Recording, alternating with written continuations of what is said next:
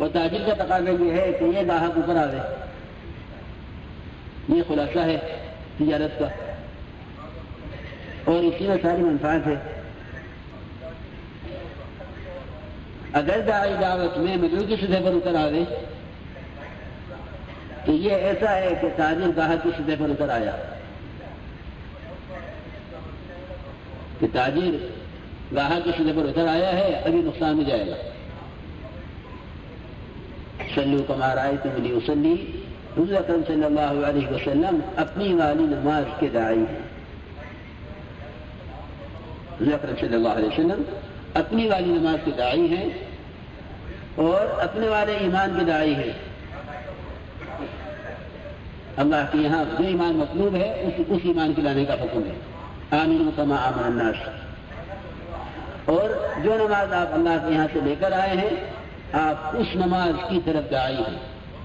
صلو کما رأیتمونی اصلی، کہ نماز وہ والی پڑھو جو نماز میں پڑھ رہا ہوں، میں وہ پڑھ رہا ہوں جو نماز میں لے کر آیا ہوں۔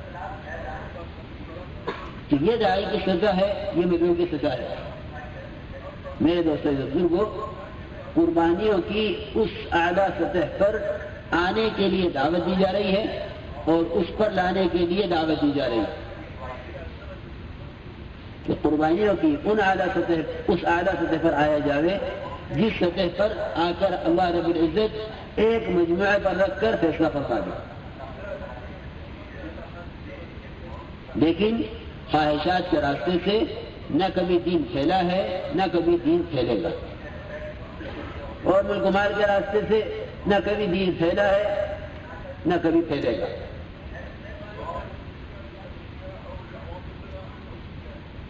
یہ تو اگر غور کیا جائے تو ہر نبی اسباب سے خالی کر کے بھیجے گئے، اسباب سے خالی۔ جن نبیوں کے پاس اسباب تھے جب انہیں کام سپرد کیا گیا تو اسباب سارے ان سے لے لیے گئے۔ یہ سارے ممالک اسباب کے ممالک ہیں۔ یہاں یہ خیال ہوگا کہ بھئی ملکوں کے تقاضے اس پر ڈالے جائیں جس کے پاس اسباب ہوں، اور جس بات باہر جانے کے اسباب نہیں ہیں ایسے لوگوں کے سامنے تقاضا ملکوں کا ڈالنا، وہ تو بیچارے پورا نہ کر سکیں گے، جو پورا کر سکیں ان کے سامنے تقاضا رکھا جائے۔ یہ بات وہاں نہیں تھی، یہ بات صحابہ کرام میں نہیں تھی، اس لیے کہ ہر نبی اسباب سے خالی کر کے بھیجا جاتا اور ابتدا سے اس کی محنت وہ یعنی ابتدا سے اس کی محنت بغیر اسباب کے، اور ابتدا سے اس کے ساتھ جو لوگ لگائے گئے وہ بھی اکثریت کیا تمام کے تمام ہی بغیر اسباب کے، غربا اور فقراء اور مساکین اور اجنبی زیادہ۔ یہ بات نہیں ہے کہ اسباب ہوں گے تو کام ہوگا، بلکہ اللہ رب العزت دعوت کے اسباب دعوت کی قربانیوں سے پیدا فرماتے ہیں۔ دعوت کے اسباب دعوت کی قربانیوں سے پیدا فرماتے ہیں۔ دعوت کی قربانیوں پر اللہ رب العزت غیبی اسباب لاتے ہیں۔ دعوت پر قربانیاں دینے سے اللہ رب العزت غیبی اسباب لاتے ہیں، اور جب دعوت کے لیے مادی اسباب متعین کر لیے جاتے ہیں تو پھر غیبی اسباب کا دروازہ بند ہو جاتا ہے، پھر غیبی اسباب کا دروازہ وہ بند ہو جاتا ہے۔ اس لیے کہ جب آدمی کہتا ہے کہ اس سبب سے میں کر لوں گا تو اللہ رب العزت اس عمل کو، اس کام کو اس فرد کے سپرد کر دیتے ہیں کہ اچھا اب تو کر کے دکھلا، اس پر سونپ دیتے ہیں اب تو کر کے دکھلا۔ میرے دوستو بزرگوں، ایک بات تو یہ کہ کام کرنے والوں میں اس کام پر جو کچھ صحابہ کرام کے ساتھ ہوا ہے اس سب کے اس کام کے ساتھ قیامت تک ہونے کا یقین ہو، اس لیے کہ رحمۃ اللہ علیہ تو فرماتے تھے کہ اس امت کی صحابہ کرام کے مقابلے میں 50 گنا زیادہ مدد اور 50 گنا زیادہ اجر ملے گا، بشرط یہ کہ کم سے کم اس سطح پر آنے کے عزائم اور ارادے تو ہوں۔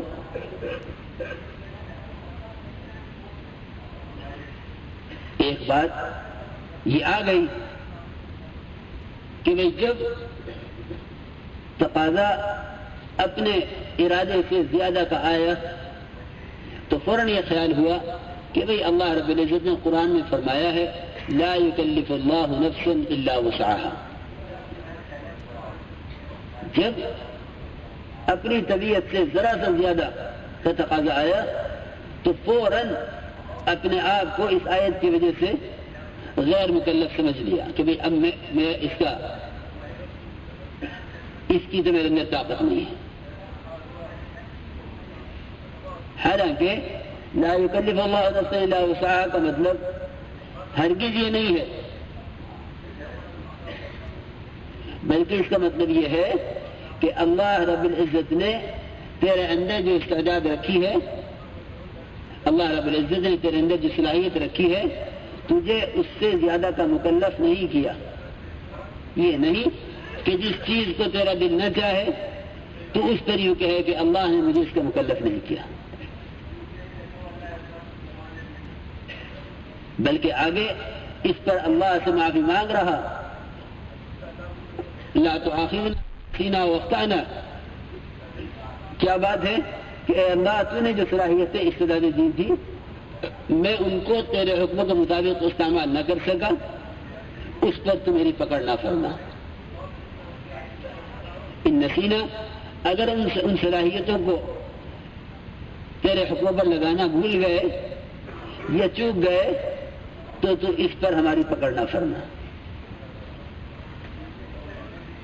اس لیے کہ اللہ رب العزت نے صلاحیتوں سے زیادہ بوجھ ان لوگوں پر ڈالا جن کو جتنا کرنے کے لیے کہا گیا تھا انہوں نے اتنا نہیں کیا۔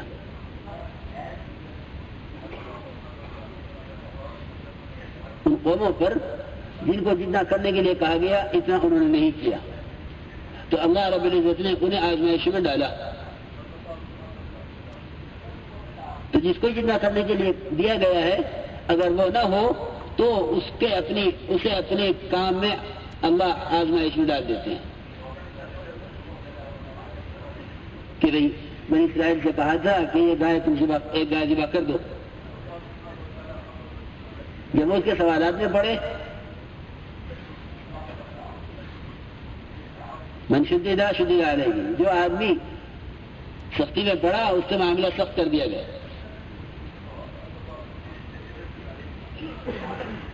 اس پر معاملہ سخت کر دیا گیا۔ اب یہ آزمائش میں ہے، ابھی آزمائش میں ہے، تو تکلیف مکلف آدمی اتنے کا ہے جتنی اللہ نے اتنے صلاحیت رکھی ہے۔ لیکن میرے دوستوں بزرگوں، یہ صلاحیت کہاں لگ رہی، یہ استعداد کہاں استعمال ہو رہی؟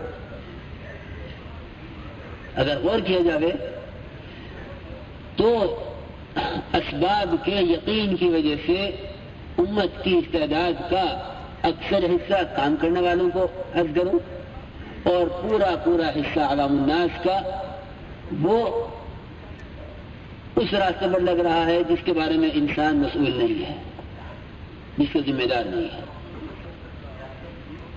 وہاں صلاحیت لگ رہی۔ حضور اکرم صلی اللہ علیہ وسلم نے فرمایا الناس معادن کمعادن الذهب والفضة، کہ لوگ سونے چاندی کی کانوں کی طرح ہیں، ان کی صلاحیتوں کو ٹھکانے لگانا یہ نبوت کا کام ہے، ان کی صلاحیتوں کو ٹھکانے لگانا یہ نبوت کا کام ہے کہ آپ نے ہر امتی کی صلاحیتوں کو ٹھکانے پر لگایا، اور کیسے کہ ان کو کام دیا، ان کو کام دیا۔ ابو ہریرہ رضی اللہ تعالی عنہ کہ یہ سب سے بڑے بھوکے تھے، سب سے زیادہ بھوکے رہنے والے یہ،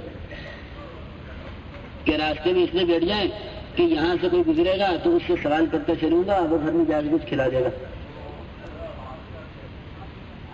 لیکن سب سے بڑے محدث یہی ہے. پھر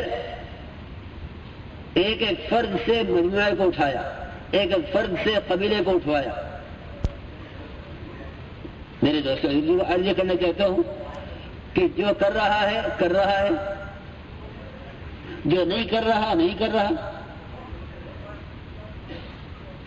یہ کام کو اس کی سطح سے گرانے والی بات ہے. اس لیے کہ آدم سازی دین کا سب سے بڑا شعبہ ہے. آدم سازی کام کرنے والے آدمی بنانا دین کا سب سے بڑا شعبہ ہے. وہاں سر حضرت فرماتے تھے کہ پانی پلانا بے شک نیکی ہے. پانی پلانا بے شک نیکی ہے. جو پانی پلا رہا ہے نیکی کا کام کر رہا ہے، اور قربانی بھی دے رہا ہے کہ اپنے پاس سے وہ برف کے لیے پیسے بھی لگائے گا، پانی بھی لے کے بیٹھے گا اور پلانے کا انتظام بھی کرے گا. لیکن یہ فرماتے تھے کہ جو لوگوں کو پانی پلانے پر آمادہ کر رہا ہے وہ نیکیوں میں پانی پلانے والے سے بڑا ہوا ہے. پانی تو نہیں پلا رہا لیکن یہ کہتا ہے لوگوں پیاؤ لگاؤ پانی پلاؤ. تو یہ پانی پلانے والا نیکیوں میں پانی پلانے والے سے آگے بڑھا ہوا ہے. حضور اکرم صلی اللہ علیہ وسلم نے ایک ایک فرد سے پورے پورے قبیلے کو اٹھوایا ہے. میرے دوستوں بزرگوں، ہماری ذمہ داری جس طرح انفرادی اعمال سے پوری نہیں ہوتی، اسی طرح دعوت میں انفرادی طور پر اعمال دعوت کے کر لینے سے بھی ذمہ داری پوری نہیں ہوتی. میرا گشت، میری تعلیم، میرا مشورہ، میری نماز، میرا روزہ، میرا حج، میری زکوٰۃ، میرا ذکر، میری تسبیحات، انفرادی اعمال یہ امت اپنے طور پر کر لے، اس سے بھی اس کی ذمہ داری پوری نہیں ہوتی، اور دعوت کے اعمال کو بھی انفرادی طور پر پورا کر لے، اس سے بھی ذمہ داری پوری نہیں ہوتی. جس طرح ہر عمل پر ہر امتی کو لانا اس کی ذمہ داری، اسی طرح اعمال دعوت میں سے ہر عمل دعوت پر ایک ایک امتی کو لانا یہ اس کی ذمہ داری ہے. اعمال دعوت میں ہر عمل پر ایک ایک امتی کو لانا یہ بھی اس کی ذمہ داری ہے. اس میں کوئی شک نہیں ہے کہ کام کرنے والوں کے کام سے کام زندہ ہوگا. کام کرنے والوں کے کام کرنے سے کام زندہ ہوگا. بغیر تکلیف کے یعنی اپنی ذات کو مکلف کیے بغیر ترغیب مؤثر نہیں ہوتی. حضور اکرم صلی اللہ علیہ وسلم کو ایک ایسا اصول بتایا ہوا ہے اللہ کی طرف سے، نبی جی آپ اپنے آپ کو مکلف کیجئے اور ان کو ترغیب دیجئے. لا تکلف الا نفسك وحرض المؤمنین، لا تکلف الا نفسك وحرض المؤمنین. اپنے آپ کو مکلف کیجئے، ان کو ترغیب دیجئے، تو آپ کی تکلیف ان کی ترغیب کا سبب بنے گی. میرے دوستوں بزرگوں، ایک بہت بڑا مجمع وہ ہے عوام کا، جو اس کام کو حق جانتا ہے، حق سمجھتا ہے، لیکن جب کام کے تقاضوں کا وقت آتا ہے تو اس میں وہ کام کرنے والوں کی سطح کو دیکھتا ہے. کام کرنے والے کس سطح پر ہیں، کام کرنے والے کس سطح پر ہیں، اس سطح کو دیکھتا ہے. اس سطح کو دیکھ کر اپنے بارے میں فیصلہ کرتا ہے. دیکھو، بات اور قول کے اعتبار سے جتنی چاہے ترغیب دے دیں،